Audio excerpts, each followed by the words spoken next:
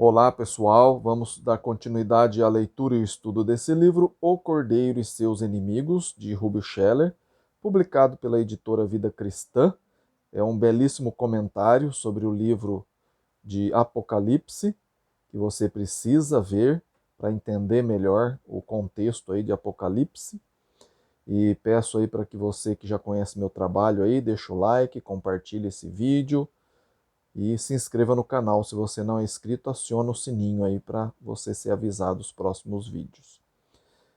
Peço para que você não fique com dúvidas sobre o que a gente vai ver aqui hoje. Se você ficar com alguma dúvida, escreve para mim. Meu e-mail está aí na descrição do vídeo, é ronaldozm@gmail.com. Terei o maior prazer de sentar, estudar a Bíblia com você. E se você mora longe, a gente pode fazer isso através de videochamada, tá bom? Então vamos lá. A gente está no capítulo 12 desse livro aqui, O Cordeiro e Seus Inimigos, que corresponde ao capítulo 17, 18, 19 e 20 de Apocalipse. E hoje a gente vai falar sobre Caiu a Grande Babilônia. E diz o seguinte: o livro de Apocalipse descreve o juízo divino contra Roma, ao serem derramadas as 7 taças da ira de Deus. Apocalipse 16, 2 a 21, que a gente viu no vídeo passado. Esse juízo teve início como um julgamento geral sobre o perverso império, as 4 primeiras taças. Mas as 3 últimas tinham o propósito de chamar a atenção especial para a ira de Deus contra a capital do império. O que acontece a seguir em Apocalipse é algo parecido com o que ocorre às vezes em nossa tela de TV. Depois de uma cena completa, a câmera corre para apanhar os detalhes de uma parte da mesma.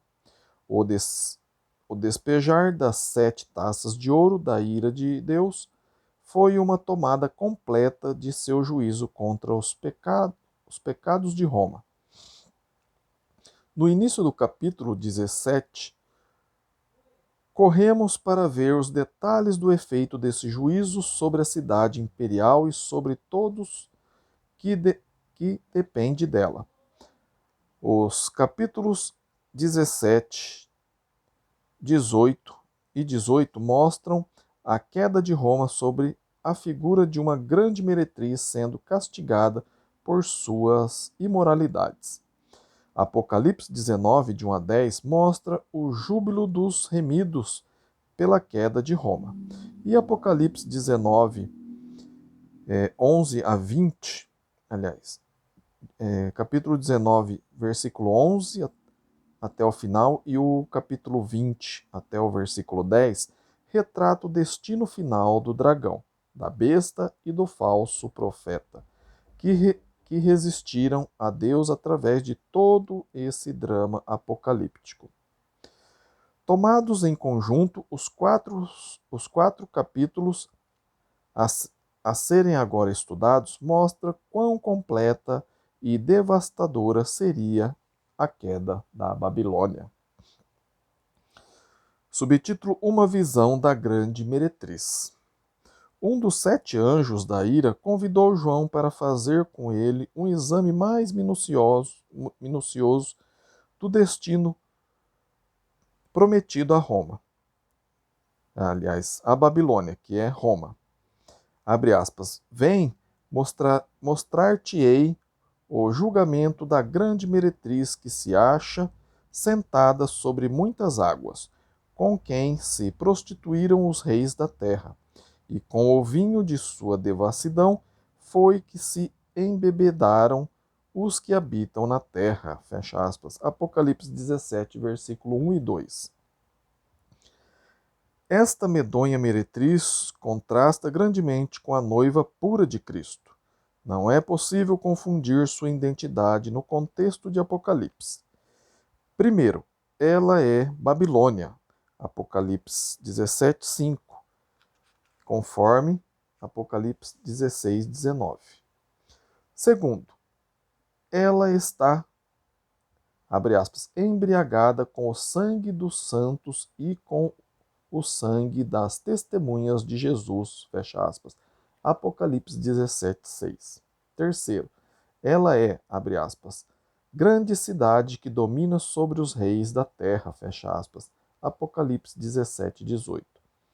Todas essas descrições nos fazem saber que esta é a própria cidade imperial, a cidade onde a besta, que é o imperador, é adorada e da qual foram expedidas ordens para perseguir os santos de Deus, que é o santo aqui é no sentido de os separados de Deus, os discípulos de Deus, né, os cristãos. Os reis da terra haviam praticado prostituição, Apocalipse 17:2, através de suas alianças econômicas, militares, culturais e especialmente religiosas com Roma. Esta mulher perversa está prestes a ser castigada por sua sedução e imoralidade. Já vimos que a prostituição é com frequência usado nas Escrituras como símbolo de idolatria e apostasia espiritual. Veja aqui, N.A. capítulo 3, versículo de 1 a 4, Isaías 23:15, Jeremias 3 inteiro, e conforme Apocalipse 14:8. O seu uso aqui acha-se perfeitamente consistente com esse motivo. A adoração do imperador em Roma e o fato dele ser exatamente a posição que pertence a Deus verdadeiro por si só constituía idolatria das mais grosseiras, conforme 2 Tessalonicenses 2, versículo 3 e 4. Esses atos, com certeza, a qualificavam para ser representada como uma grande meretriz, seduzindo as nações do mundo com suas prostituições. Num certo sentido, ela sentava, abre aspas, sobre muitas águas, fecha aspas. Isso é, dominava muitos povos e achava-se segura. Apocalipse 17, versículo 1. Em outro, ela habitava num, entre aspas, deserto, que quer dizer estava devastada. Apocalipse 17, 3. Quando foi permitido que João tivesse essa visão de Roma, a mulher encontrava-se, abre aspas, montada numa besta escarlate, besta repleta de nomes de blasfêmia, com 7 cabeças e 10 chifres, fecha aspas, Apocalipse 17, 3. A besta de Apocalipse não é uma nova figura, ela já foi vista e identificada como Roma, personificada por seus imperadores, conforme está lá em Apocalipse 13, versículo de 1 a 10. Está prestando bastante atenção nesse estudo aqui, diferente do que a gente aprende hoje aí? Continuando aqui nosso estudo. A figura da meretriz sentada sobre a besta nos faz lembrar que a cidade de Roma devia sua posição ao imperador, como chefe do poderoso Estado romano. A grande meretriz é descrita por João nestas palavras, abre aspas, achava-se a mulher vestida de púrpura e de escarlata, adornada de ouro, de pedras preciosas e de pérolas, tendo na mão um cálice de ouro transbordante de abominações e com as imundícias da sua prostituição. Na sua fronte achava-se escrito um nome, Mistério, Babilônia, a grande, a mãe das meretrizes e das abominações da terra. Então vi a mulher embriagada com o sangue dos santos, dos discípulos, e com o sangue das testemunhas de Jesus. E, quando a vi, admirei-me com grande espanto. Fecha aspas. Apocalipse 17, versículo de 4 a 6. Suas vestes e joias indicam sua riqueza e esplendor. A taça de ouro da qual bebia era parecida era apreciada por ela, mas vista como uma abominação por João. Ela continha a história terrível de suas perseguições da igreja. A mulher trazia na testa o seu nome. Charles escreveu, né, disse que era característico das prostitutas de Roma nessa época da história terem o nome tatuado ou marcado a ferro na testa. A forma do nome usado que, indicava que suas obras más eram suficientemente grandes para comprometerem a muitos outros além de si mesma. Neste ponto da história, o anjo que levou João para ver essa cena da mulher perversa fez uma pausa a fim de explicar-lhe certas partes da visão. Ele focalizou especialmente a identidade da besta, o fato de que ela, abre aspas, era e não é, está para emergir do abismo e caminha para a destruição, fecha aspas, nos leva de volta a Apocalipse 13:3. Esta é uma representação simbólica da história dos imperadores romanos com relação à igreja. A ideia de que a besta era provavelmente indica as perseguições do passado encabeçadas por Nero.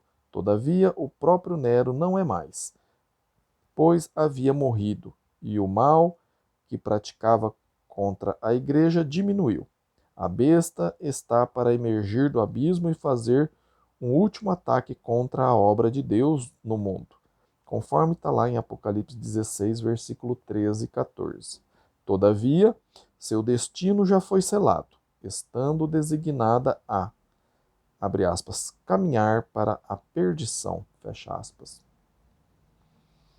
As 7 cabeças da besta, lá em Apocalipse 17, versículo de 7 a 11, representam tanto os, abre aspas, 7 montes, fecha aspas, sobre os quais Roma foi construída, como também, né, abre aspas, 7 reis, fecha aspas, do império. É bastante duvidoso que os 7 reis possam ser identificados pelo nome. O número 7 pode simplesmente representar a totalidade do poder personificado pelos imperadores. A declaração, abre aspas, caíram 5, um existe e outro ainda não chegou, é quando, quando chegar tem de durar pouco, fecha aspas, provavelmente reflete de novo o mito do Nero redivivus. O verso 11 diz, abre aspas, e a besta que era e que é também é ele, o 8º rei, e procede do 7, e caminha para a destruição, fecha aspas. Por mais confuso que isso pareça aos nossos ouvidos desacostumados à linguagem apocalíptica, a frase pode ter perfeitamente transmitido o seguinte aos seus primeiros leitores, dois pontos.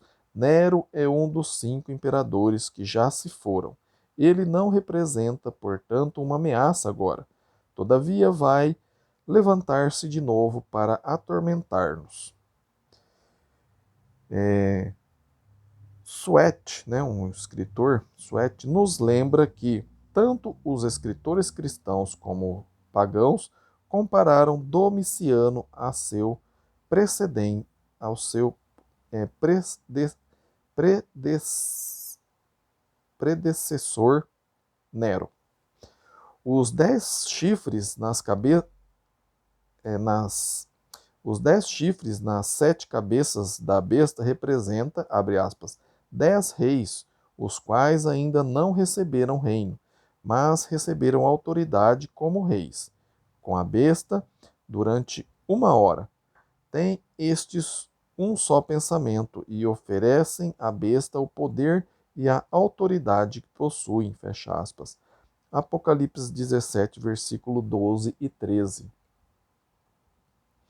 Os reis e governantes dos países aliados de Roma, conquistados por ela, todos eles dependentes do favor romano para manter-se no poder, participaram de suas prostituições no esforço para conservar sua posição. Eles apoiam Roma e serão seus aliados na batalha final contra o Cordeiro e seus inimigos, que quer dizer a batalha de Armagedon, que a gente viu também no vídeo passado. Tão certamente quanto participaram das prostituições da meretriz, eles participarão também de seu destino. Abre aspas, pelejarão eles contra o Cordeiro, e o Cordeiro os vencerá, pois é o Senhor dos senhores e o Rei dos reis. Fecha aspas. Apocalipse 17, versículo 14. O destino de Roma às mãos de seus antigos aliados é predito no verso 16. Quando a maré da história se volta contra a antes poderosa meretriz, haveria uma, abre aspas, dispersão entre os ladrões, fecha aspas.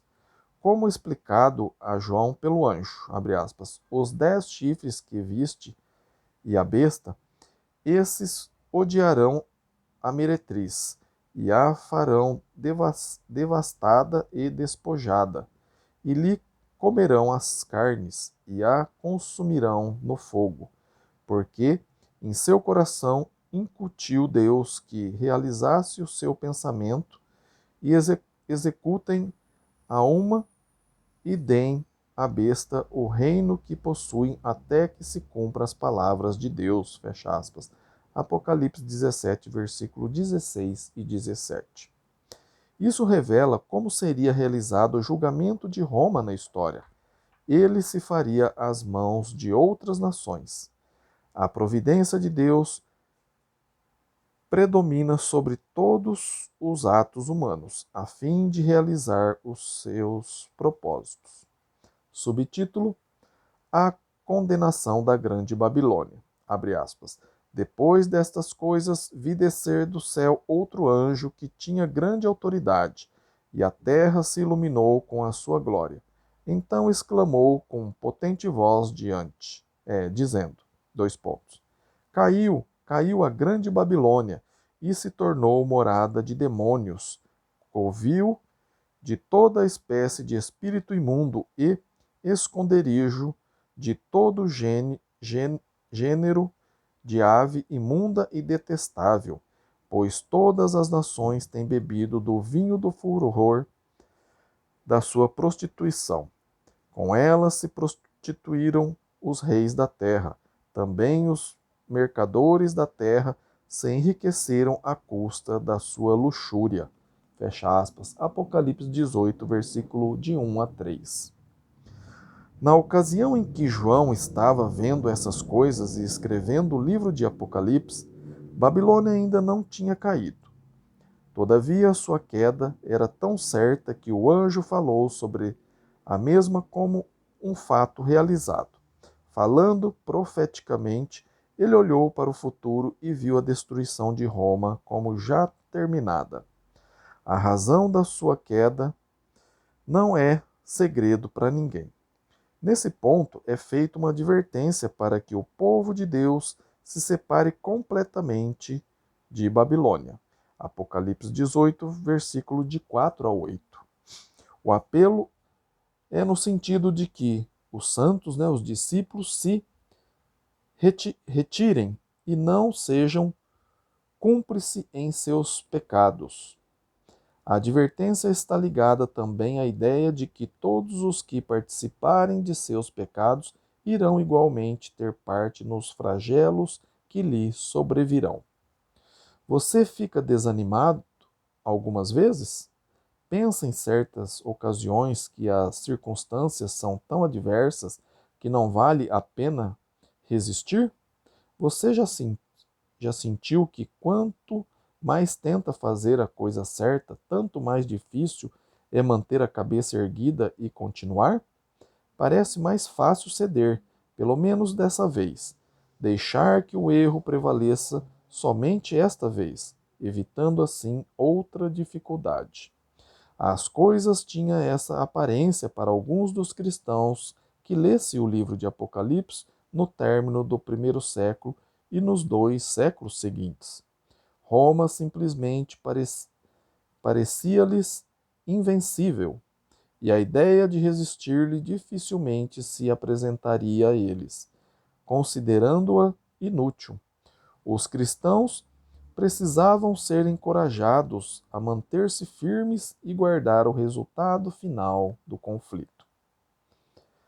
E aguardar o resultado final do conflito.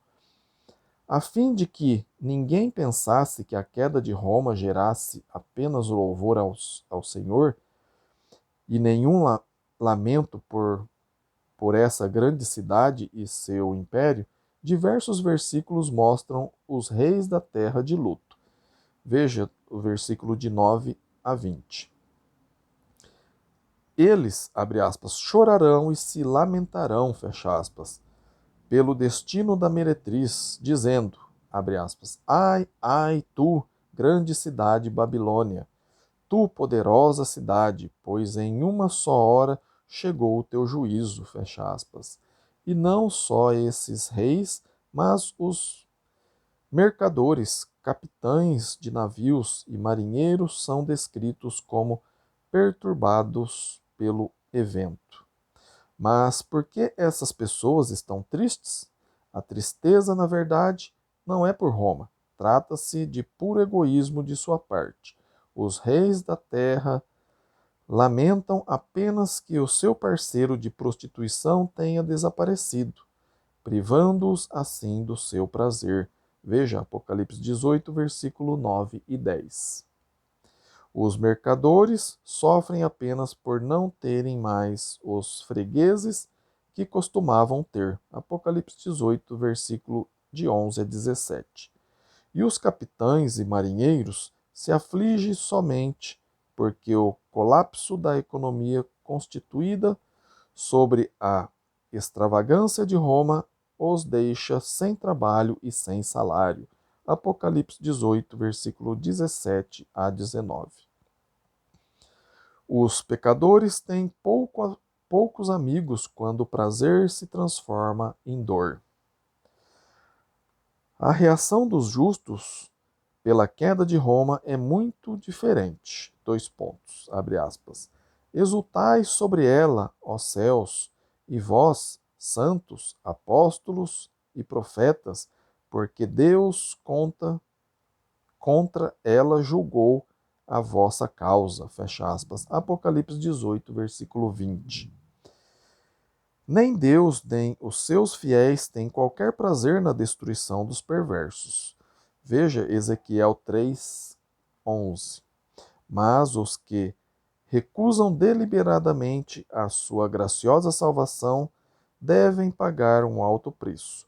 A execução da ira divina sobre tais pessoas, especialmente se os seus pecados vêm prejudicando a obra da igreja, é um ato justo e provoca uma reação plausível de louvor por parte dos santos, né, que é os discípulos. Lembrando o ato simbólico de Jeremias, em Jeremias 51, versículo 63 e 64, o anjo que vem mostrando todas essas coisas a João ilustrou a queda de Roma com um gesto dramático. Abre aspas. Então, um anjo forte levantou uma pedra como grande pedra de moinho e arrojou-a para dentro do mar, dizendo: Assim, com ímpeto será arrojada a Babilônia, a grande cidade, e nunca mais será achada. E voz de arpistas, de músicos, de tocadores de flautas e de clarins jamais em ti se ouvirá, nem artífice algum de qualquer arte jamais em ti se achará, e nunca jamais em ti se ouvirá o ruído de pedra de moinho. Também jamais em ti brilhará luz de candeia, nem voz de noivo ou de noiva, jamais em ti se ouvirá.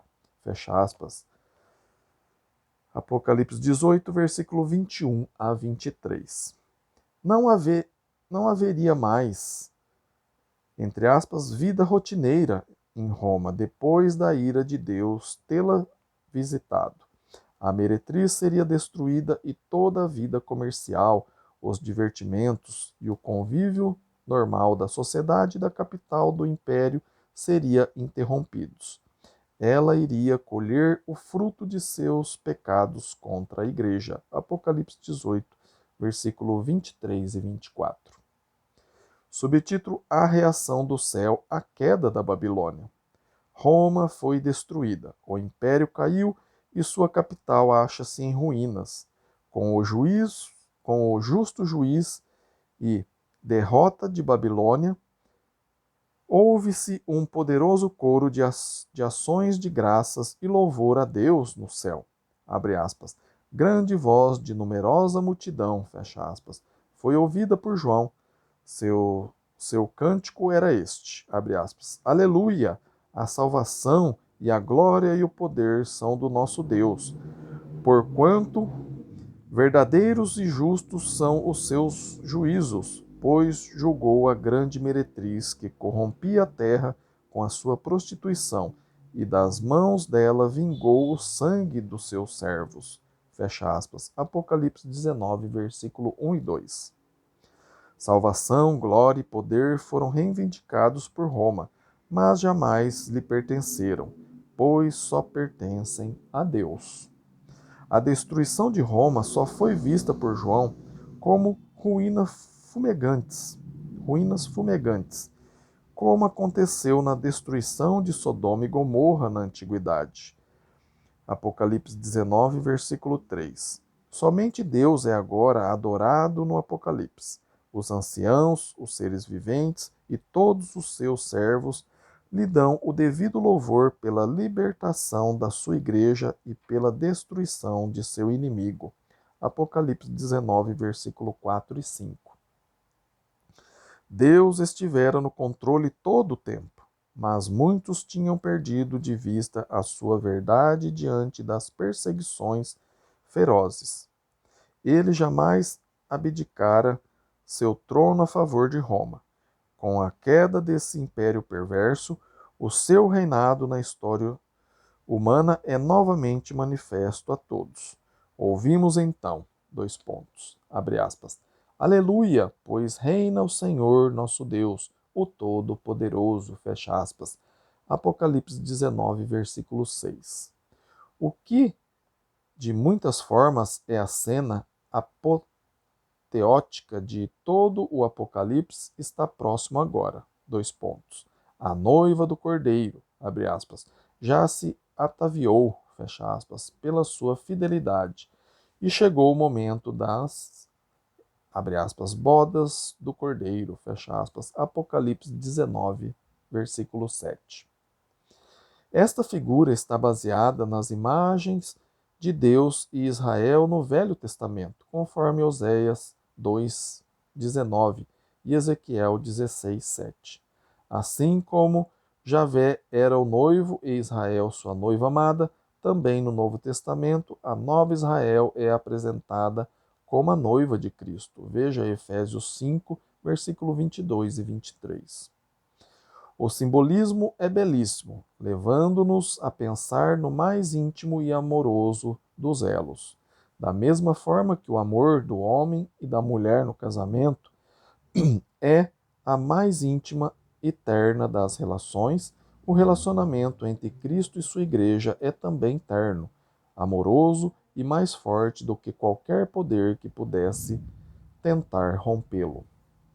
As lindas vestes nupciais da noiva de Cristo contrastam dramaticamente com o exibicionismo barato da grande meretriz. Apocalipse 17, versículo 4 e Apocalipse 18, versículo 16.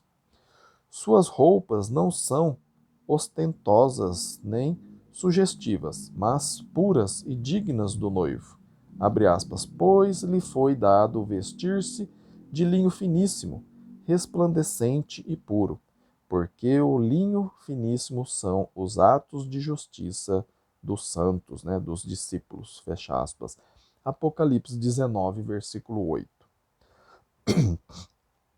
Os fiéis de todas as idades são chamados para participar da, abre aspas, ceia das bodas do Cordeiro, fecha aspas. Apocalipse 19, 9. E celebrar esse grande dia. A reverência de João ante uma cena tão triunfante e feliz, depois dos horrores testemunhados antes, o fizeram inclinar-se perante o anjo e lhe revelara, que lhe revelara essas coisas. Dois pontos, abre aspas. Prostrei-me ante os seus pés para adorá-lo, fecha aspas. Apocalipse 19, 10. Mas não há hierarquia entre os servos do Senhor. Cargos especiais, talentos peculiares e obras notáveis ocorrem entre nós. Todavia, nenhum deles é melhor do que o outro, e nenhum recebe a adoração dos demais servos. O anjo impediu que João realizasse o seu intento e disse, abre aspas, vê, não faça isso, sou conservo teu e dos teus irmãos que mantêm o testemunho de Jesus. Adora a Deus, pois o testemunho de Jesus é o espírito da profecia. Fecha aspas. Apocalipse 19, 10. Subtítulo: O destino do dragão, da besta e do falso profeta.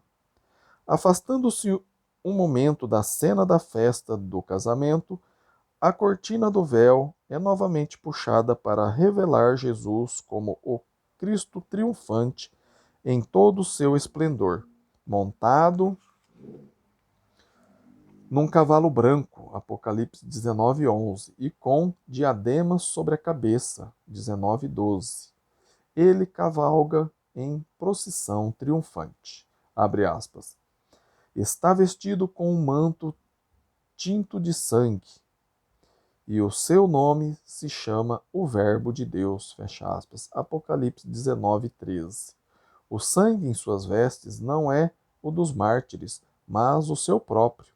Este é o sangue pelo qual venceu e deu a vitória aos discípulos através dele. Cristão algum em qualquer geração derrota Satanás com suas próprias forças. Só existe um poder suficientemente grande para vencer o pecado e o diabo, e esse poder é o sangue de Jesus. Esse é o foco da fé, onde nasce a esperança, onde tem origem o triunfo. A vitória alcançada por Cristo para os seus discípulos permite que eles o sigam com pureza. Apocalipse 19, 14. Nenhum inimigo pode resistir-lhe, nem a avançada do seu exército, pois uma espada afiada sai da sua boca. Apocalipse 19, 15. E ele quem irá pisar o lagar do vinho do furor da ira do Deus Todo-Poderoso. Apocalipse 19, 15. A vitória obtida por Cristo é concedida a seu povo, prova que só ele tem o direito de reinar sobre a humanidade. Só ele é, abre aspas, Rei dos reis e Senhor dos senhores, fecha aspas. Apocalipse 19, 16.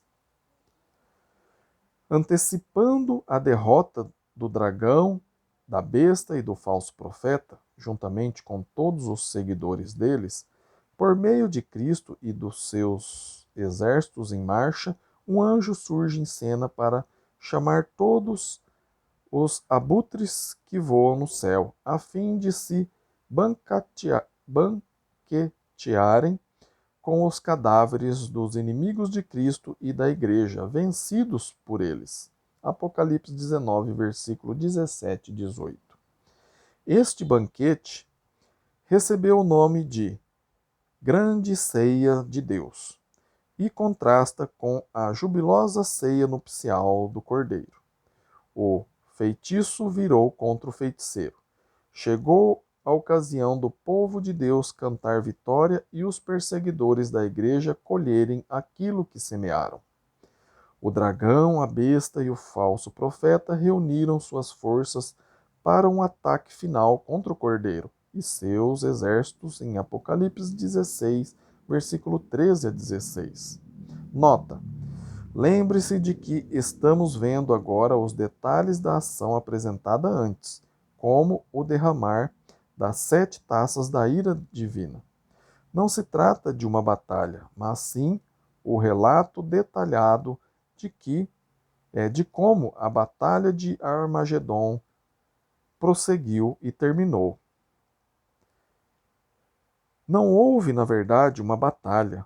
O poder de Cristo é tão abrangente que não surgiu sequer a possibilidade do dragão, da besta e do falso profeta poderem impedir com êxito o avanço das poderosas tropas e muito menos empenhar-se numa campanha vitoriosa. Abre aspas. E vi a besta e o rei da terra, com os seus exércitos, congregados para pelejar contra aquele que está montado no cavalo e contra o seu exército. Mas a besta foi aprisionada e com ela o falso profeta que, com os sinais feitos diante dela, seduziu aqueles que receberam a marca da besta e eram os adoradores da sua imagem. Os dois foram lançados vivos dentro do lago de fogo que arde com enxofre. Os restantes foram mortos com a espada que saía da boca daquele que estava montado no cavalo, e todas as aves se fartaram das suas carnes. Fecha aspas. Apocalipse 19, versículo 19 a 21. Vemos Roma em ruínas, com a sua queda no ano 476 depois de Cristo. Os grandes aliados de Satanás na perseguição da igreja foram destruídos.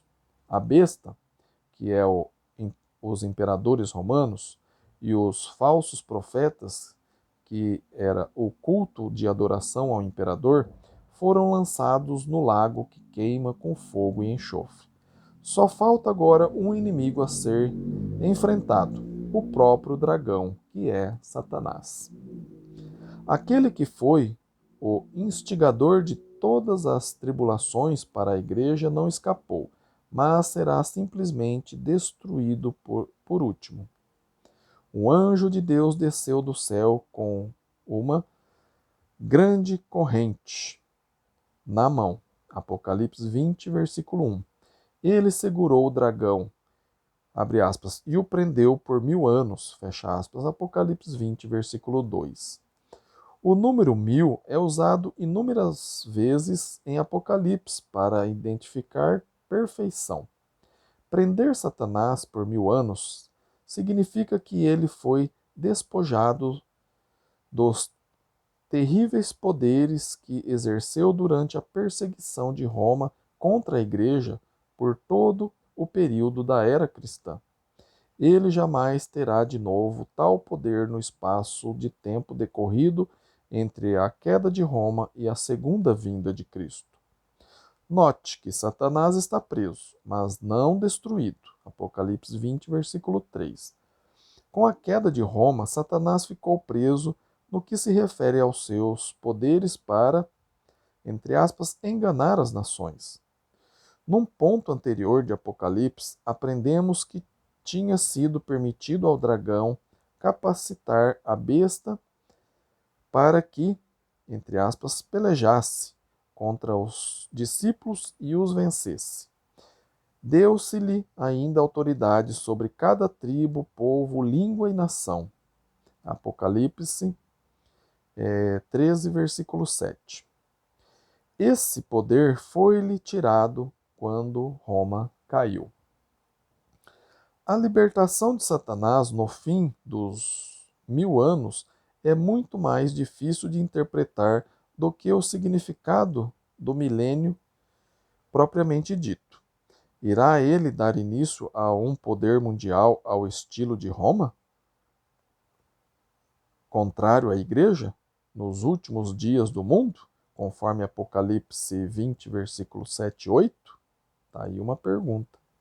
Ou a sua libertação nessa época indica apenas um prelúdio à sua chamada para o juízo final e ao seu lançamento ao lago de fogo e enxofre, a fim de que seja destruído juntamente com os seus aliados? Em vista do fato de Jesus ter dito que não haveria qualquer sinal extraordinário para anunciar o fim do mundo e sua volta, lá em Mateus capítulo 24, versículo de 36 a 44, esta última interpretação pareceria mais razoável. Com respeito à prisão de Satanás por 1000 anos, as almas, abre aspas, dos decapitados por causa do testemunho de Jesus, fecha aspas, durante a perseguição romana, recebem permissão para reinar com o seu Senhor. Este reinado é no céu e não na terra. Veja, onde os tronos de Apocalipse são colocados. É um reino partilhado com os mártires da perseguição romana, e não com todos os discípulos. Ele não está ligado com a segunda vinda, mas com a queda de Roma. Esses pontos são geralmente ignorados pelos que desejam descobrir um reinado terreno de Cristo nesses versículos. A ideia de um reinado de Cristo na terra durante 1000 anos, no trono de Davi em Jerusalém, é na verdade contrária à Bíblia. Quando houve a queda de Judá e o último rei da dinastia davídica foi levado para o cativeiro em 606 a.C., foi profetizado que nenhum de seus descendentes viriam a reinar sobre o trono de Davi em Jerusalém dali por diante. Veja Jeremias 22, 30. É interessante notar que justamente esse rei, que era o Jeconias, achava-se incluído na linhagem de Jesus de Nazaré. Veja Mateus capítulo 1, versículo 11 e 12. Desqualificando então para o tipo de reino terreno que muitos visualizam para ele. O reino de Cristo com os seus mártires fiéis no céu é o milênio de Apocalipse 20, e não um reinado futuro no planeta Terra durante um período de paz e contentamento utópicos. A exaltação dos mártires e sua vindicação e glória é chamada de, entre aspas aqui, primeira ressurreição. Veja Apocalipse 20, versículo 5. Só haverá uma ressurreição corporal dos mortos, e ela ocorrerá para todos quando Jesus vier em glória. Veja João 5, versículo 28 e 29. A primeira ressurreição é, pois, um modo de referir-se ao triunfo dos mártires em relação à queda de Roma, e a segunda ressurreição, não mencionada mais, implica que deve ser a ressurreição geral dos mortos na volta de Cristo. Os vindicados na primeira ressurreição não precisam temer a segunda morte, que é o lago de fogo e enxofre em que a besta e o falso profeta já foram lançados, lá em Apocalipse 20, versículo 6 e o 14. No final do reinado de 1000 anos dos mártires com Cristo, Satanás será, entre aspas, solto do abismo, Apocalipse 20, versículo 7. Ele reunirá os exércitos malignos pela última vez sobre Gog e Magog, Apocalipse 20, versículo 8, e fará uma tentativa final para destruir a igreja, Apocalipse 20, versículo 9. Esta não é a Batalha de Armagedon, pois em nosso drama ela foi travada no início do reinado de 1000 anos. Esta batalha surge no final. É a reunião de todos os perversos para serem julgados perante o Senhor. Na literatura apocalíptica judaica, Gog e Magog, com frequência, simboliza as forças do mal. Eles são vistos aqui reunidos pela última vez. Mas qual será a sua esperança de triunfar sobre o Cordeiro? É imediatamente dissipada. Abre aspas. Desceu, porém, fogo do céu e os consumiu. Fecha aspas. Apocalipse 20, versículo 9. Neste confronto final, o próprio Satanás é afastado de uma vez para sempre. Ele é enviado para partilhar do destino da besta e do falso profeta. Abre aspas. O diabo, sedutor deles, foi lançado para dentro do lago de fogo e enxofre, onde também se encontram não só a besta como o falso profeta, e serão atormentados de dia e de noite pelos séculos dos séculos. Fecha aspas. Apocalipse 20, versículo 10. Conclusão. O drama do Apocalipse terminou. O conflito entre o Cordeiro e seus inimigos chegou ao fim, e o Cordeiro venceu. A mensagem de esperança, consolo e ânimo aos cristãos do primeiro século que receberam originalmente este livro é clara. Sejam fiéis ao Cordeiro, pois a vitória lhe pertence. Nenhum poder poderá enfrentar o Todo-Poderoso. Se quiser participar do triunfo dele, não se afaste do Senhor nos momentos de tribulação.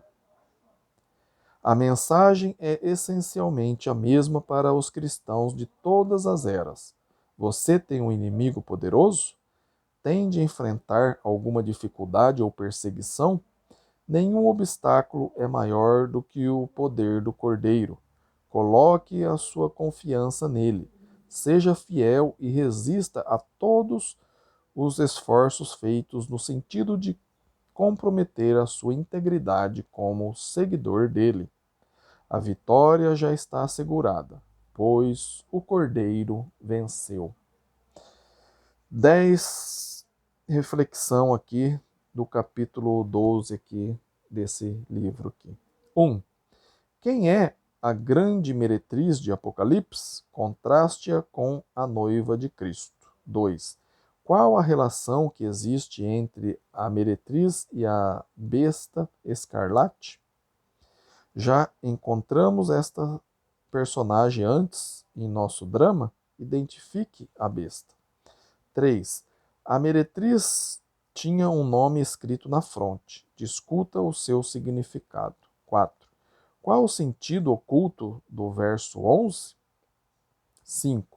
Qual seria o destino de Roma às mãos de seus ex-aliados?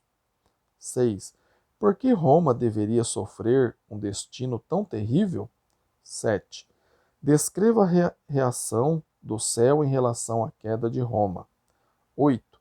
Como o dragão, a besta e o falso profeta se reúnem pela última vez? Como essa batalha se relaciona com a de Armagedon? 9. Qual o período de 1000 anos previsto neste contexto? Qual o destino de Satanás durante o mesmo? O que aconteceria ao Cordeiro e seus seguidores? 10. O que é a primeira ressurreição? O que é a segunda ressurreição? Terminamos aqui. Depois vai ter o último capítulo aqui que vai falar sobre o destino eterno dos remidos, que somos nós. Se você gostou aí da leitura hoje aqui, do nosso estudo aqui hoje, desse livro O Cordeiro e Seus Inimigos, de Rubel Shelley, publicado aí pela editora Vida Cristã, peço aí para que você deixe um like aí, compartilhe esse vídeo aqui com seus conhecidos, seus amigos, seus familiares, suas redes sociais, para que eles também tenham a oportunidade de entender o que realmente o livro de Apocalipse está dizendo para nós. E se você não é inscrito, se inscreve aí. E se você ficou com dúvida de alguma coisa, escreva para mim. Meu e-mail está aí na descrição do vídeo. É ronaldozm@gmail.com. terei o maior prazer de sentar, estudar a Bíblia com você, e se você mora longe, a gente pode fazer isso através de videochamada, tá bem? Fico muito feliz que você ficou até aqui nesse vídeo, aprendendo aí com esse maravilhoso livro aqui, com a palavra de Deus. E fico muito feliz e tenho certeza que Deus também fica muito feliz de você estar investindo aí o seu tempo em aprender a palavra de Deus, dedicando aí o tempo a Ele. Muito obrigado, fiquem com Deus, que Deus te abençoe e até o próximo vídeo. Amém?